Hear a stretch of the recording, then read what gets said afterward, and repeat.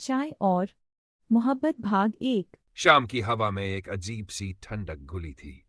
शहर की भीड़ भाड़ और कोलाहल से दूर पहाड़ी स्टेशन रामगढ़ की तंग गलियों में आज भी पुरानी हवेलियों की दीवारों पर मोहब्बत के कुछ निशान बचे हुए थे। उन्हीं गलियों में एक पुरानी चाय की दुकान थी, अमर टी स्टॉल, जिसे अमर सिंह नाम का अधेड़ आदमी चलाता था। उस दुकान पर रोज शाम को कॉलेज के लड़के लड़कियां चाय पीने आते, कह कहे लगते और जिंदगी के रंगों में डूब जाते। उसी दुकान के एक कोने में हर शाम बैठा रहता था एक लड़का, आर्व। लगभग 25 वर्ष की उम्र, गहरी आंखें, शांत चेहरा और दिल में हजारों सवाल। वह ज्यादा नहीं बोलता था, बस किताब पढ़ता और चाय की चुस्कियों में कुछ सोचता रहता। अमर चाचा कहते, बड़ा सीधा सादा लड़का है, मगर इसकी आंखों में कोई अधूरी कहानी है। एक दिन बारिश की फुहारों के बीच चाय की दुकान के सामने एक लड़की आकर रुकी। उसके हाथ में भीगती किताब थी और कपड़े पूरी तरह से गीले।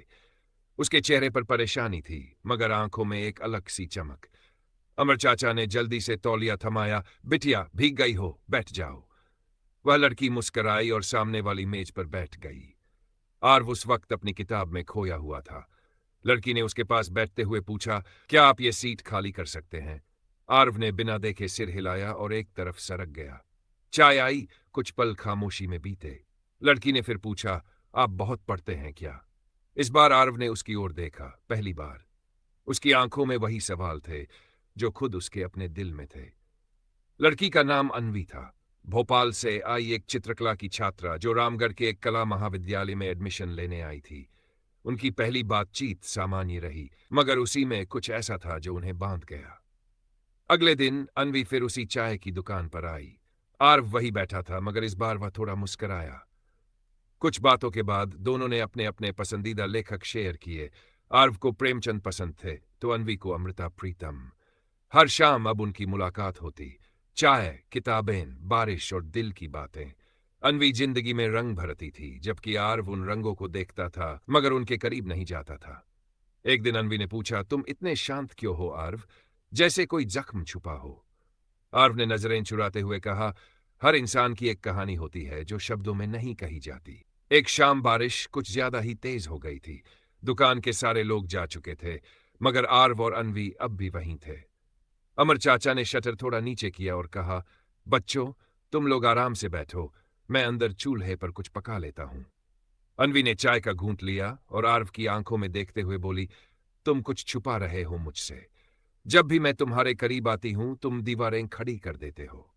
आर्व ने थोड़ी देर चुप्पी साधी, फिर धीरे से बोला, मैं दिल्ली से यहां भाग आया हूं। वहां किसी से बहुत मोहब्बत की थी। नाम था सिया।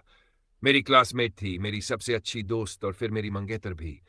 सब कुछ अच्छा चल रहा था, लेकिन एक दिन एक एक्सीडेंट में वो चली गई।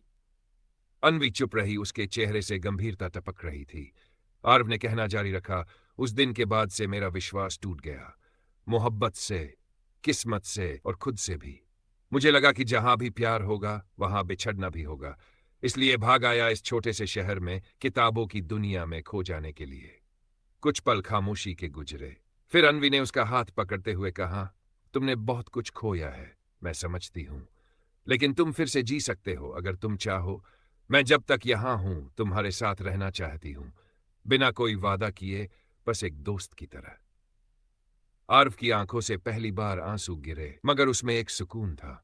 अगले कुछ हफ्ते उन दोनों की जिंदगी के सबसे हसीन लम्हों में बदल गए। वे मंदिरों में गए, पहाड़ियों पर चढ़े, आर्ट गैलरी में घूमे और सबसे खास शाम की चाय में एक दूसरे की मौन मौजूदगी का स्वाद लिया।